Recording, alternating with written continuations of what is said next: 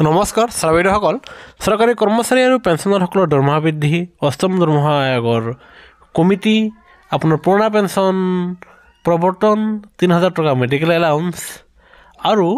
জানুৱাৰী মাহৰ পেঞ্চন সম্পৰ্কে শেহতীয়া খবৰ প্ৰকাশ পাইছে সেয়েহে আপোনালোকে ভিডিঅ'টো সম্পূৰ্ণ চাব আনহাতে যিসকল ছাৰ্ভাইডৰ পোনপ্ৰথমবাৰৰ বাবে আমাৰ চেনেলটো চাই আছে তেওঁলোকৰ প্ৰতি এটা অনুৰোধ চৰকাৰী কৰ্মচাৰী আৰু পেঞ্চনাৰসকলৰ সৈতে জড়িত প্ৰতিটো শেহতীয়া খবৰ তথ্য সকলোতকৈ আগত পাবলৈ আপোনালোকে আমাৰ চেনেলটো ছাবস্ক্ৰাইব কৰিবলৈ নাপাহৰিব ছাৰ্ভাইডাৰসকল আপোনালোকৰ সময়ৰ প্ৰতি লক্ষ্য ৰাখি আমি প্ৰথম খবৰটো ক'বলৈ ওলাইছোঁ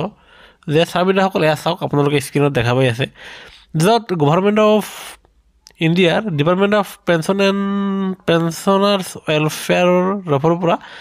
যোৱা 15 জানুৱাৰী তাৰিখে এক দৰকাৰী জাননী প্ৰকাশ পাইছে য'ত পেঞ্চনাৰসকলৰ সমস্যাৰ ওপৰত জাননীখনত তুলি ধৰা হৈছে সাধাৰণতে পেঞ্চনাৰৰ সমস্যাসমূহক লৈ তেওঁলোকে পেঞ্চন কমকৈ পাই আছে পেঞ্চন ৰিভিজন সন্দৰ্ভত আপোনাৰ প্ৰতিটো বিভাগে তেওঁলোকে পেঞ্চন আদালতৰ অনুষ্ঠিত কৰিব লাগে কিন্তু বেছিভাগ ক্ষেত্ৰত দেখা যায় যে আপোনাৰ বিভাগে পেঞ্চন আদালতৰ দিন ঘোষণা ঠিকেই কৰে পেঞ্চন আদালত অনুষ্ঠিত হৈ যায় কিন্তু এজনৰ পেঞ্চনাৰে সেয়া জানিবলৈ সক্ষম নহয় আৰু যাৰ ফলত তেওঁলোকে সেই পেঞ্চন আদালতৰ দিনাখন গৈ তেওঁলোকৰ নিজৰ সমস্যা সম্বন্ধে তেওঁলোকৰ পেঞ্চন ৰিভিজন সম্বন্ধে তেওঁলোকে কোনো ধৰণৰ সমস্যাসমূহ তুলি ধৰিব নোৱাৰে সেয়েহে আপোনাৰ পেঞ্চন এণ্ড পেঞ্চন ৱেলফেয়াৰ ডিপাৰ্টমেণ্টৰ ফালৰ পৰা নটিচ আকাৰে তুলি ধৰা হৈছে যে এতিয়াৰ পৰা বিভাগবোৰে তেওঁলোকে পেঞ্চন আদালত কেতিয়া অনুষ্ঠিত কৰিব লাগে সেই ডেট তেওঁলোকে জাননী আকাৰে ৰাজহুৱা কৰিব লাগিব যাতে সকলো পেঞ্চনাৰে জানিবলৈ সক্ষম হয় আৰু সেই নিৰ্দিষ্ট দিনাখনত পেঞ্চনাৰসকলে আহি যাতে তেওঁলোকৰ পেঞ্চন ৰিভিজন সম্পৰ্কে তেওঁলোকে পেঞ্চন কমকৈ পাই আছে তেওঁলোকৰ এৰিয়াৰ কমকৈ সময় আছে আদি অন্যান্য আপোনাৰ সমস্যাসমূহ যাতে উল্লেখ কৰি তেওঁলোকে সেই সমস্যাৰ সমাধান পাব পাৰে আৰু তেওঁলোকে পেঞ্চন আদালতৰ দিনটো আপোনাৰ ৰাজহুৱা কৰিব লাগিব এতিয়া আমি 2 নম্বৰ খবৰটো দিবলৈ ওলাইছোঁ ছাৰ্ভাইডাৰসকলে এয়া চাওক আপোনালোকে সেয়া দেখা পাই আছে য'ত আপোনালোকৰ পুৰণা পেঞ্চন প্ৰৱৰ্তনক লৈ শেহতীয়া খবৰ প্ৰকাশ পাইছে আৰু আপোনালোকে ইমান দিন অৱগত যে ৰাজ্য চৰকাৰৰ অধীনৰ চৰকাৰী কৰ্মচাৰীসকলৰ লগতে কেন্দ্ৰীয় চৰকাৰৰ অধীনৰ কৰ্মচাৰী আনহাতে কৰ্মচাৰী সংগঠনসমূহে বাৰম্বাৰ ৰাষ্ট্ৰপতি প্ৰধানমন্ত্ৰী আৰু মুখ্যমন্ত্ৰী তেওঁলোকক তাৰমানে চৰকাৰক পুৰণা পেঞ্চন আঁচনি প্ৰৱৰ্তন কৰিবলৈ বাৰম্বাৰ অনুৰোধ জনাই আহিছে কিন্তু দেখা যায় যে আপোনাৰ ৰাজ্য চৰকাৰে হওক নাইবা কেন্দ্ৰীয় চৰকাৰে হওক কোনেও এই ক্ষেত্ৰত কৰ্মচাৰীসকলক গুৰুত্ব দিয়া দেখা নাই সেয়েহে আপোনাৰ সমস্ত ভাৰতবৰ্ষৰ কৰ্মচাৰীসকলে আপোনাৰ অহা 16 ফেব্ৰুৱাৰী তাৰিখে তেওঁলোকে গোটেই ৰাষ্ট্ৰজুৰি আপোনাৰ হৰতাল কাৰ্যসূচী অনুষ্ঠিত কৰিব যাতে তেওঁলোকে NPS সংগঠন নকৰি NPS কৰ্তন কৰি যাতে তেওঁলোকে পুৰণা পেঞ্চন আঁচনি পুনৰাই প্ৰৱৰ্তন কৰে এতিয়া আমি আপোনালোকক 3 নম্বৰ খবৰটো দিবলৈ ওলাইছোঁ সেয়া হ'ল আপোনালোকৰ অষ্টম দৰমহা আয়োগৰ গঠনক লৈ হয় ছাৰ্ভাইডাৰসকল আপোনালোকে ঠিকেই শুনিছে কিয়নো বৰ্তমান 2024 চন চলি আছে আৰু আপোনাৰ প্ৰতি 10 বছৰৰ পিছত আন এটা দৰমহা আয়োগ গঠন হয় সেয়া আপোনালোকে জানে আপোনাৰ সপ্তম দৰমহা আয়োগ লাগু হৈছিলে 2016 চনত তেনেস্থলত আপোনাৰ অষ্টম দৰমহা আয়োগ লাগু হ'ব আপোনাৰ 2026 চনত এয়া আমি জানো কিন্তু যদিহে আপোনাৰ সময়মতে অষ্টম দৰমহা আয়োগৰ সেই কমিটিখন গঠন নকৰে আৰু সেই কমিটিৰ যি প্ৰতিবেদন সেয়া 2 বছৰ লাগি যায় আৰু সেই প্ৰতিবেদনৰ কমিটি গঠন নকৰিলে আপোনাৰ অষ্টম দৰমহা আয়োগ 2026 সময়মতে আপোনাৰ লাগু নহ'ব প্ৰয়োগ নহ'ব যাৰ ফলত আপোনালোকে 2026 কোনো পদ্ধতিৰে অষ্টম দৰমহা আয়োগৰ সেই সুবিধাখিনি আপোনালোকৰ দৰমহা নাইবা পেঞ্চন বৃদ্ধি সম্বন্ধীয় দৰমহা সম্বন্ধীয় লাভালাভখিনি ল'বই নোৱাৰিব সেয়েহে আপোনাৰ এয়া চাওক যাৰ ফলত সমগ্ৰ ৰাজ্যৰ লগতে দেশৰ চৰকাৰী কৰ্মচাৰীসকলে তেওঁলোকে অহা আপোনাৰ ফেব্ৰুৱাৰীৰ 16 তাৰিখে সমগ্ৰ ৰাজ্যজুৰি সমগ্ৰ ৰাষ্ট্ৰজুৰি তেওঁলোকে হৰতাল কাৰ্যসূচী গ্ৰহণ কৰিব য'ত আপোনাৰ জিলা পৰ্যায়ত আপোনাৰ খণ্ড পৰ্যায়ত তেওঁলোকে সভা লগতে বেনাৰ কাৰ্ড প্ৰদৰ্শন কৰা হ'ব যাতে চৰকাৰে আপোনাৰ অষ্টম দৰমহা আয়োগৰ সেই কমিটিখন গঠন কৰি দিয়ে আৰু সেই ডেটটো হৈছে আপোনালোকে মনত ৰাখিব অহা 16 ফেব্ৰুৱাৰী তাৰিখে এতিয়া আমি আপোনালোকৰ সৈতে আন এটা শেহতীয়া খবৰ দিবলৈ ওলাইছোঁ সেয়া হ'ল যে আপুনি যিহেতু এজন চৰকাৰী কৰ্মচাৰী আপোনালোকে নিশ্চয় আজি নাইবা কালি 1 বছৰ পিছত নাইবা 10 বছৰ পিছত আপোনালোকে অৱসৰ গ্ৰহণ কৰিবই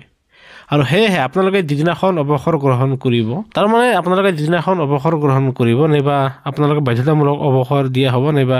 VRS ল'ব মানে সেই নিৰ্দিষ্ট দিনটোত আপোনাৰ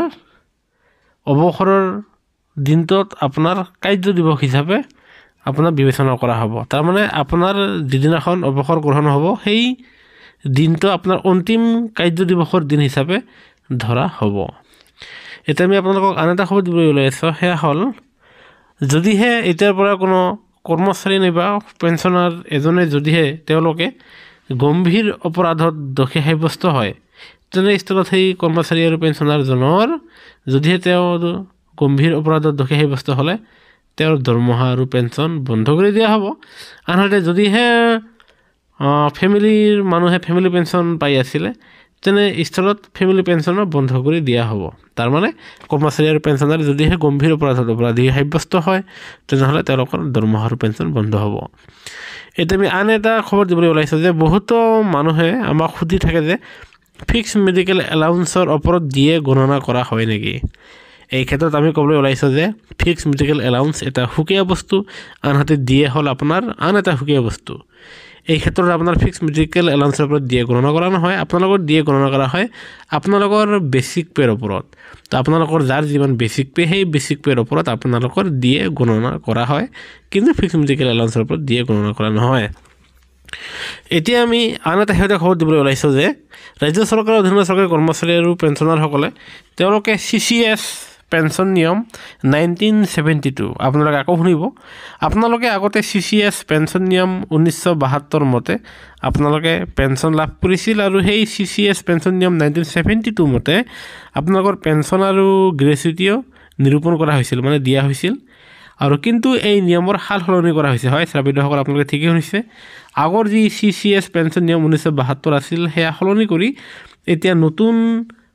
CCS পেঞ্চন নিয়ম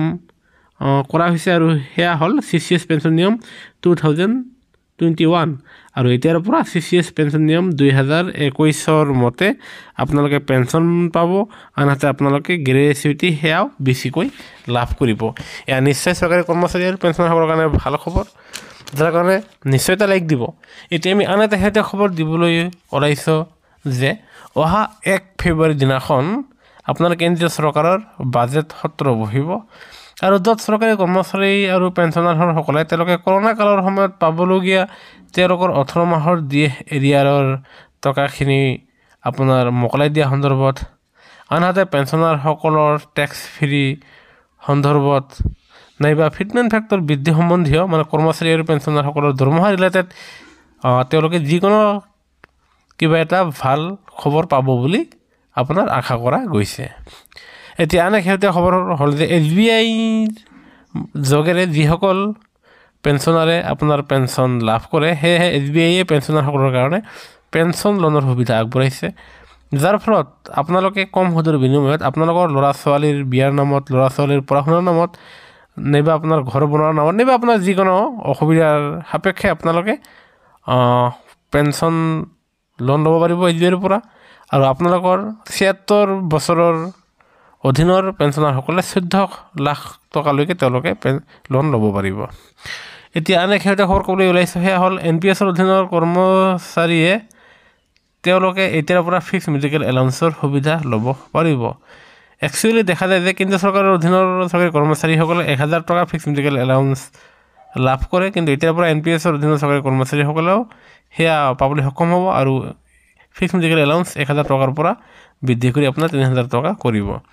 এতিয়া আমি আন এক শেহতীয়া খবৰ দিবলৈ ওলাইছোঁ যে আপোনাৰ NPSৰ অধীনৰ চৰকাৰী কৰ্মচাৰীসকলৰ PPO নম্বৰত যি PPO নম্বৰ থাকে সেই আৰম্ভণি N প্ৰথমতে N আৰু তাৰপিছত বাকী সংখ্যাৰে আৰম্ভ হয় কিন্তু OPSৰ অধীনৰ চৰকাৰী কৰ্মচাৰীসকলৰ PPO নম্বৰ প্ৰথমতে N ৰে আৰম্ভণি নহয় NPSৰ যিহেতু N ৰে আৰম্ভণি হয় তাৰমানে N ৰে মানে NPS বুজায় এতিয়াৰ পৰা এয়া সংগঠন কৰা হৈছে আৰু এতিয়াৰ পৰা NPS আৰু OPSৰ মাজত কোনো ভেদাভেদ নাথাকিব এতিয়াৰ পৰা NPSৰ PPO নম্বৰত কোনো N নাথাকিব আৰু OPSৰো মানে PPO নম্বৰটো N নাথাকে মানে OPSৰ PPO নম্বৰৰ দৰে NPSৰ PPO নম্বৰ হ'ব ছাৰবেদসকল এইখিনিতে আন শেহতীয়া খবৰ যে ৰাজ্য চৰকাৰৰ অধীনৰ চৰকাৰী কৰ্মচাৰীসকলৰ লগতে কেন্দ্ৰীয় চৰকাৰৰ অধীনৰ চৰকাৰী কৰ্মচাৰীসকলৰ প্ৰৱৰ্তি দিয়ে আপোনাৰ 4% বৃদ্ধি পাইছে আশা কৰা গৈছে যে অহা মাৰ্চ মাহৰ শেষত কেন্দ্ৰীয় কেবিনেট অনুষ্ঠিত হ'ব আৰু তাত আপোনালোকৰ প্ৰৱৰ্তিমূলকীয়া বানত 4% নিৰ্ধাৰণ কৰা হ'ব যাৰ ফলত অসম চৰকাৰেও সেয়া ঘোষণা কৰিব কেন্দ্ৰীয় চৰকাৰে ঘোষণা কৰাৰ লগে লগে